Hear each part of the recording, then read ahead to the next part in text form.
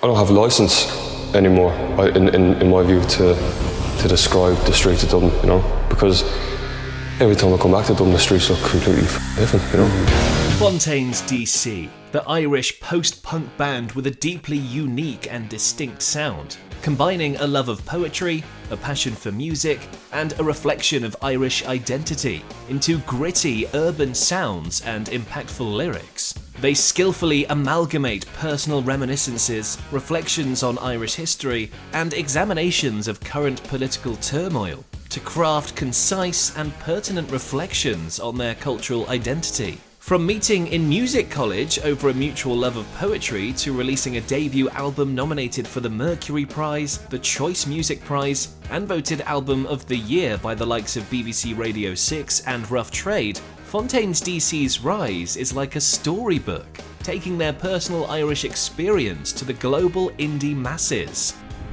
The theme of identity is deeply rooted in the music of Fontaines D.C, whether that's identity of being from a certain place or country, identity of being from a certain social class, or even the identity of not belonging. So let's explore the incredibly rich music of the band and see if we can understand what Fontaines D.C are all about. Hi, I'm Adam, welcome back to Music Mongoose. Fontaines D.C are from Dublin, Ireland. Originally, they were named the Fontaines, after Johnny Fontaine in The Godfather. However, after discovering another band in LA with the same name, they added DC. The DC stands for Dublin City. However, interestingly, only one of their members actually grew up in Dublin, or near Dublin at least. Lead singer, Grian Chatton. He's half English and was born in Cumbria, but grew up in Skerries, a commuter town for Dublin. And already this theme of identity comes into play with Chatton's heritage. His split nationalism, though, actually made him immerse himself and understand the culture of Dublin even more. Because I was born in England, I always had this sense of non-Irishness, so I'd spend a lot of time and effort on trying to out-Irish and out-Dublin everyone else. It made me learn Dublin more thoroughly than a lot of people who in comparison maybe took it a bit for granted.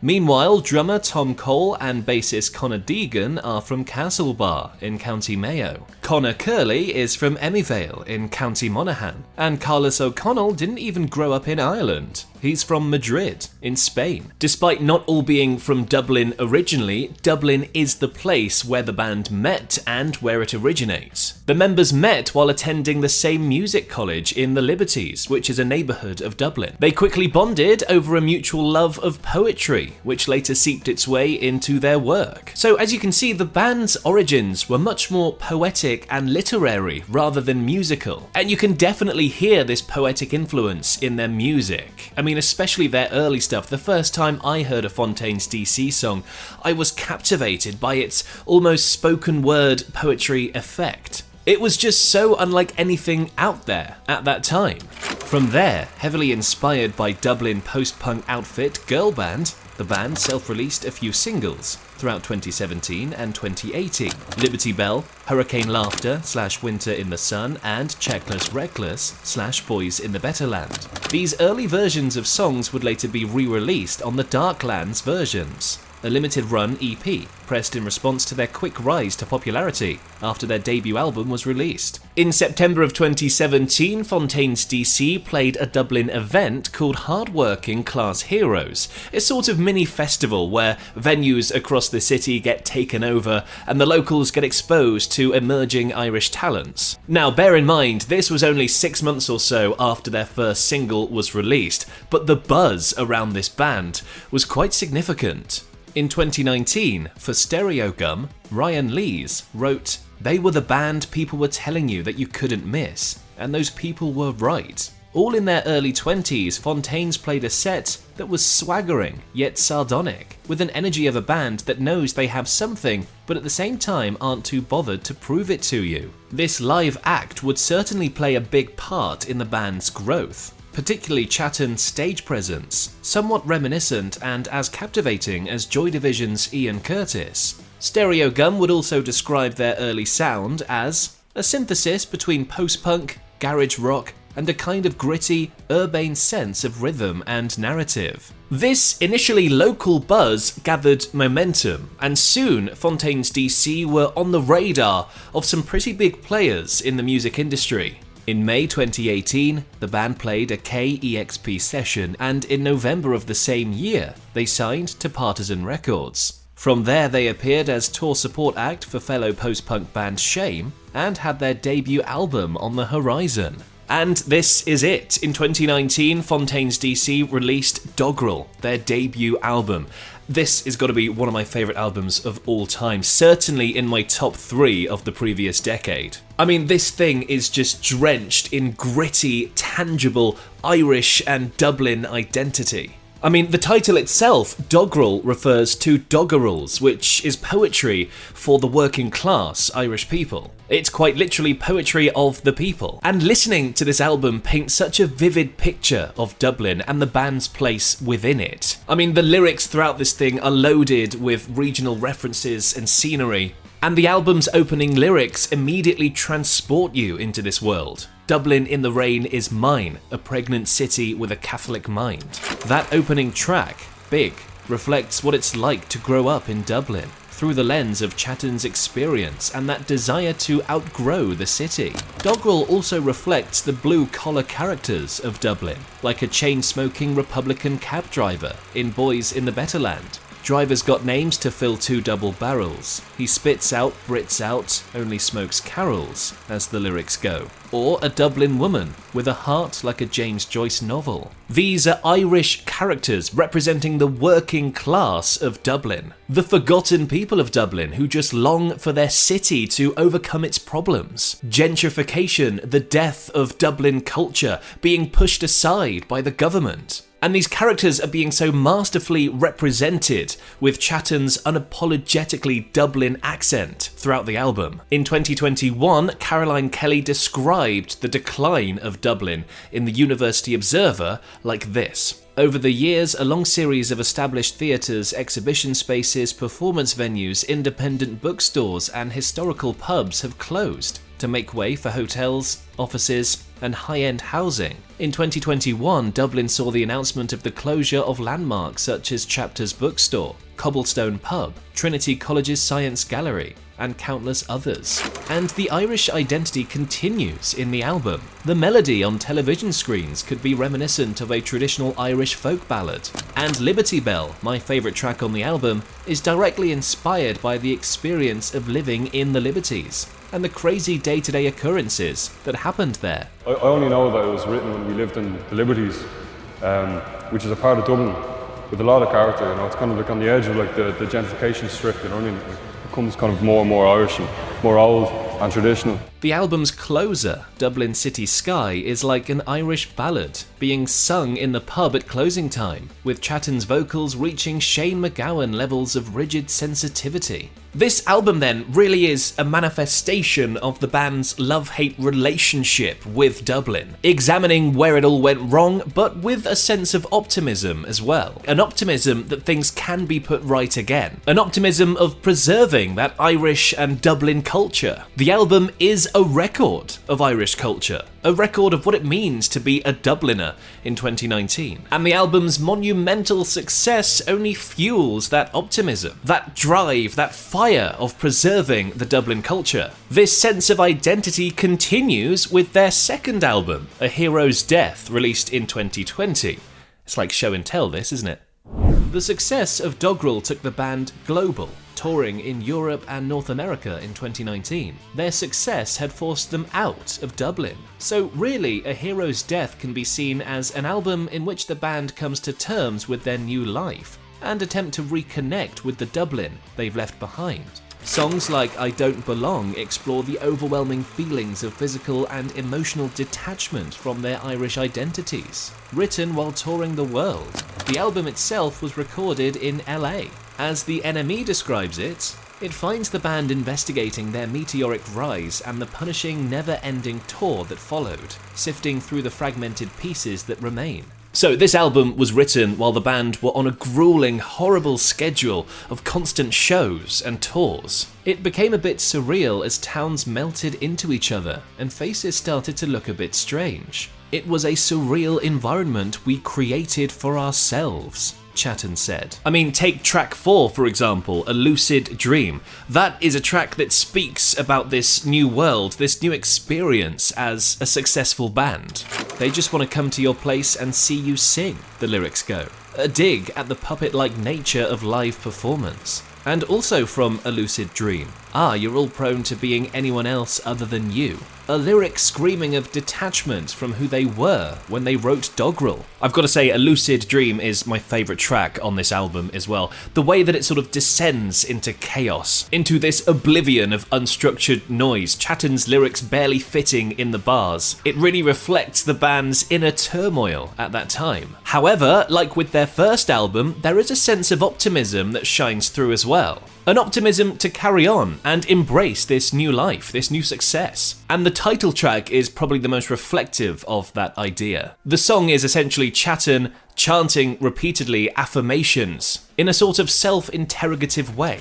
The track explores the band's new epiphanies as they reconnect with old values and piece together their former selves, as the NME describes. Don't get stuck in the past, say your favourite things at mass, the lyrics go. The final lyric of the track, that was the year of the sneer, now the real thing's here. It really works to separate the old Dogrel Fontaines D.C. with the new hero's death Fontaines D.C.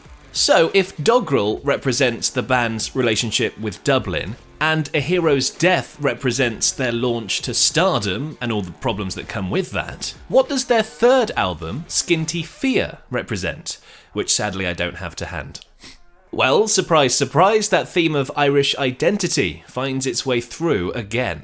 Some important context for this album. Between A Hero's Death and Skinty Fia's release in 2022, the band relocated to London. This move would fuel a lot of the concepts in the album, as once again, place and identity dominate the track list thematically. It was a relocation, again like with the previous album, that made them even more conscious of their Irish heritage. And one of the first things that the band noticed after moving to London was, unfortunately, a covert prejudice against the Irish. I'm talking jokes about the IRA, comments about the Irish being drunks, potato famine, you name it. Speaking to the fashion and music publication Marvin, Chatton said, "We weren't prepared. We weren't told this was still a thing." However, this prejudice only intensified their pride of Irish identity. My reaction was to covet that identity that's being rid and to feel closer to it. There's something exciting about that because you feel like you're on the edge of changing someone's perception of your culture,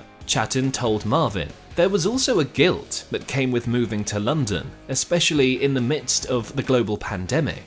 Ireland suffered during the pandemic, and its issues highlighted in Dogrel only inflated as time went on. So this mix of pride of being Irish and this guilt for leaving Ireland behind, mixed together as well with this defensiveness of moving to a new city, is really what culminated in Skinty Fia. And despite trying to write about anything other than Ireland, their Irish heritage would find its way through. Chatton told Marvin about the song I Love You. "I wanted to call it I Love You. I thought it would be an exciting challenge to write a song on such a cliched and well-worn title and sentiment, and to try and make it interesting. Lo and behold, it turned out to be about Ireland." And something similar happened with the track Roman Holiday. Initially intended to be a song about Chatton's English fiancée, the song ended up stuffed with subtext about their nationalities. Another big theme throughout the album is their critique of the wider world's perception of Irishness. The title itself, Skinty Fia, is an anglicised Irish term, roughly translating to damnation of the deer.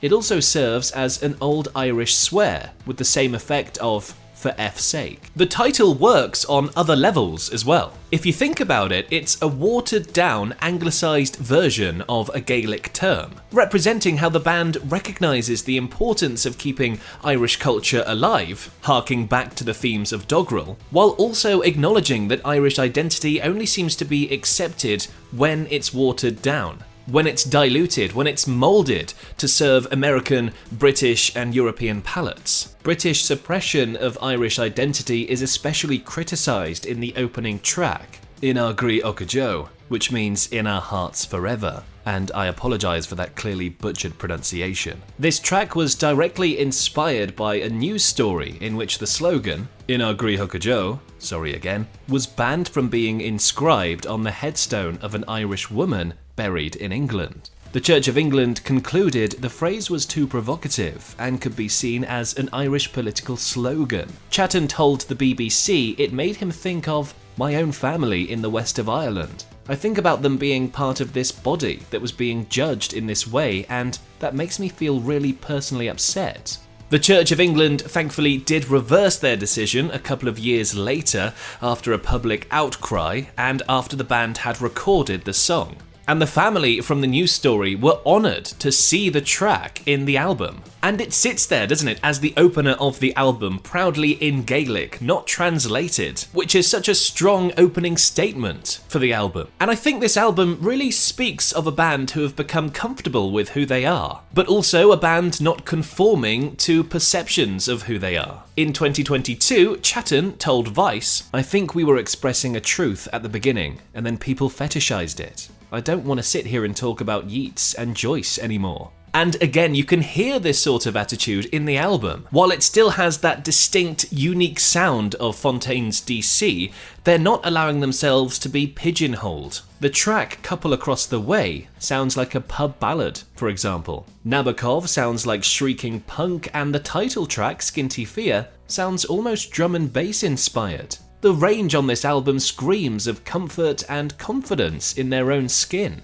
making the music they want to make. So again, Skinty Fia is an album that represents who and where the band are at that time. An Irish band living in London, refusing to fit within a certain genre. And that brings us to now. I'm recording this in April 2024, and I'm so excited to say that Fontaines D.C have just released a new single. It's called Starburster, and a new album called Romance is on the way later this year in August. And listening to this new single, it seems that the band are totally leaning into this idea of subverting expectations and being a surprising band. I mean, the new single makes me think that this album isn't going to be a new chapter in the book of Fontaines D.C, it's going to be a new book entirely. I mean, this single, Starburster, is certainly the most experimental thing the band has ever done. It's a far cry from their usual offering. The single, their first release for new label, XL,